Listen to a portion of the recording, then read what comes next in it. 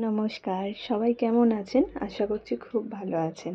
স্মৃতিস world one চ্যানেলের নতুন একটি ব্লগে আপনাদের সবাইকে ভীষণ স্বাগত। আর বড়দের প্রণাম, ছোটদের ভালোবাসা জানিয়ে আজকের প্রথম ব্লগটি আমি আরম্ভ করছি। আজকে আমি আপনাদের দেখাবো জগন্নাথের স্কেচ। অ্যাকচুয়ালি ড্রয়িংটা করার পর, স্কেচটা করার পর আমার কালারটা করা হয়নি, কারণ আমার একটি বাড়িতে ছোট্ট সদস্য আছে, আমার ছেলে, যে হাতে রঙের তুলি নিয়ে একদম রেডি আছে। আমি জাস্ট ওকে ঠেকিয়ে রেখেছি, একদম একটু সুযোগ পেলেই একদম রঙটা নিয়ে ও লাপালাপি করতে শুরু করবে, এরকম একটা ব্যাপার। তো আমাকে খুবই বাঁচিয়ে স্কেচটা করতে হচ্ছে। আর ও একদমই, দেখতেই পাচ্ছেন আপনারা, খাতার ওপারে বসে আছে।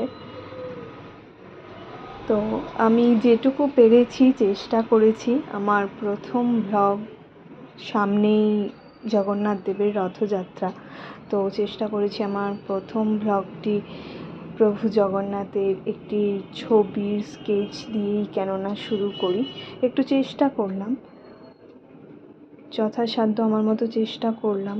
দেখছি কতটা, আপনারা সেটা কমেন্টে জানাবেন যে কীরকম হয়েছে কি না। এবার আমার সম্পর্কে কিছু বলি। আমি থাকি শ্রীরামপুরে। আমার গার্ডেনিংয়ের একটু শখ আছে। আমার একটা ছোট্ট ব্যালকনি আছে, আমি শেষে গিয়ে আপনাদের দেখাবো। একটা ছোটো ব্যালকনি আছে, সেখানে ছোট গাছ লাগানোর চেষ্টা করি। এবং তাছাড়া তো বুঝতেই পারছেন, বাড়িতে একটা ছোট সদস্য থাকলে তাকে নিয়ে এমনিই কীভাবে সময় কেটে যায় সেটা বুঝতেই পারা যায় না, বরঞ্চ মনে হয় 24 ঘন্টার জায়গায় আরও 2 ঘন্টা বেশি পাওয়া গেলে হয়তো ভালো হতো। এবং সে তো ভীষণ দুষ্টু। আর আপনাকে চলুন আপনাদের আমার ব্যালকনিটা একটু ঘুরিয়ে দেখাই। এটা একটি নয়নতারা, এটা একটা বেলি ফুলের গাছ, একটা বেলি ফুল হয়েওছে। আর নিচে গোলাপ গাছ আছে, একটা জবা ফুলের গাছ আছে।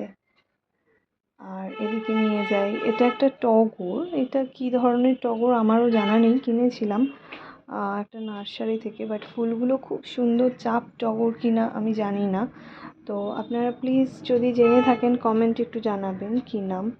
আর লাস্টলি আমার স্কেচটা দাঁড়িয়েছে এটা। দেখুন, যদি ভালো লাগে একটি কমেন্ট, একটি লাইক।